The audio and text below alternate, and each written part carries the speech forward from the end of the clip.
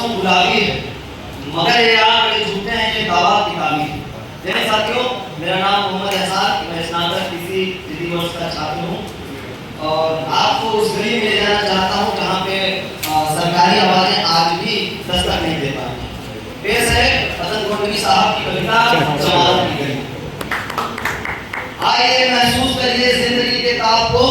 मैं चमारों की गली तक ले चलूंगा आपको।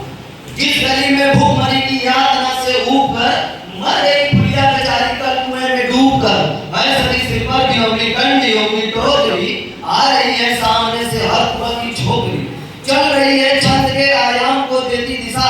मैं इसे कहता हूँ सभी बात की मोनालिसा। कैसी है भयभीत इतनी सी घबराई हुई, लग रही कली जैसे बेरा की कुम्हलाई हुई, कल को ये बादशाह थी पर आज कैसी मौन है, जानते हो इसके खामोशी का कारण कौन है? यही सावन के दिन हल्कू गया था रात को,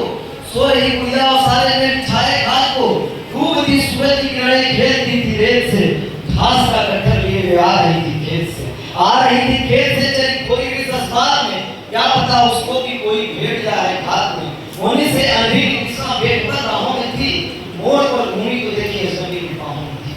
चीख निकली भी तो उठकर बूढ़ तक रह गई, पहले चटपटाई की भीड़ पड़ी फिर ढल गई, दिन तो सरजू पार की का झाड़ में कब का ढल गया, वासना की आग में कौमार गुस्सा जल गया, और उस दिन ये हवेली हंस रही थी मौत में, और उसमें आई तो कृष्णा थी पिता की गोद में, जुड़ गई थी भीड़ जिसमें जो उसका सहवाग था,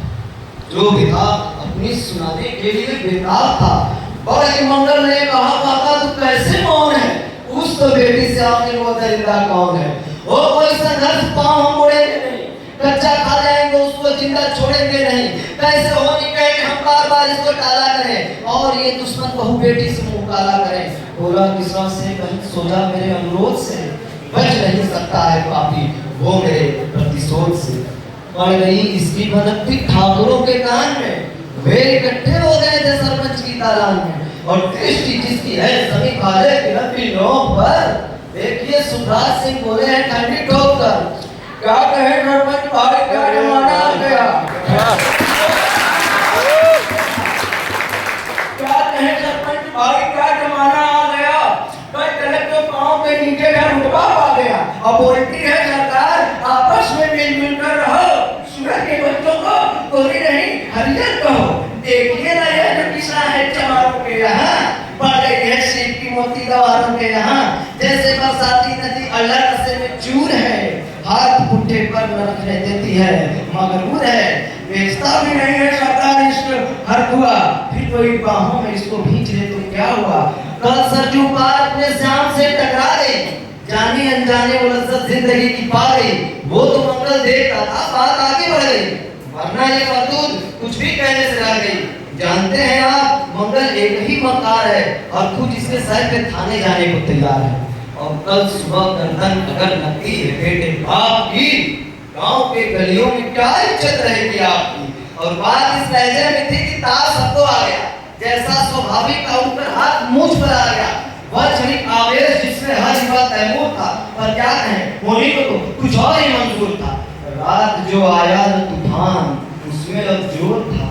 भोर होते ही वहां का दृश्य ही कुछ और था, सर में टोपी पेड़ की लाठी संभाले हाथ में, एक दर्जन थे सिपाही ठाकुरों के साथ में, घेर कर बस्ती को बोला हल्के के थानेदार ने, जिसका मंगल नाम है वो आए मेरे सामने, निकला मंगल झोपड़ी का पल्ला थोड़ा खोल कर, एक सिपाही ने कभी लाठी चलाई तोल कर, वीर पड़ा तो बढ़ के आगे बूट से ठोकर दिया, बहुत सारे माल जो चोरी किया था, क्या किया कैसी चोरी कैसा माल, जैसे उसने यह कहा और ये लाठी और दी और होश जाता रहा, गिर पड़ा था होश खाकर झोपड़ी के द्वार पर, फिर दरोगा ने कहा ठाकुरों से ललकार कर, मेरा मुंह क्या देखते हो, इनके मुंह पर थूक दो,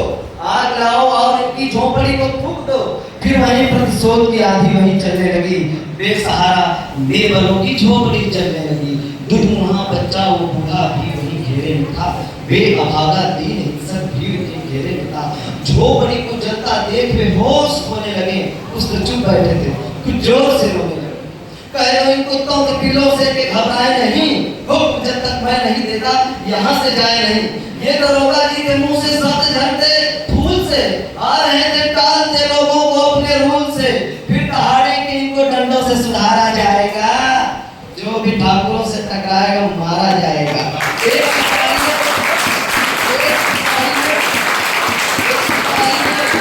सिपाही ने कहा साइकिल इधर को मोड़ दे, होश में आया नहीं मंगल कहो तो छोड़ दे। बोला थानेदार ने मुर्गे की तरह मत बांध दो, होश में आया नहीं तो लाठियों पे टांग लो। ये समझते हैं ठाकुरों से उलझना खेल है,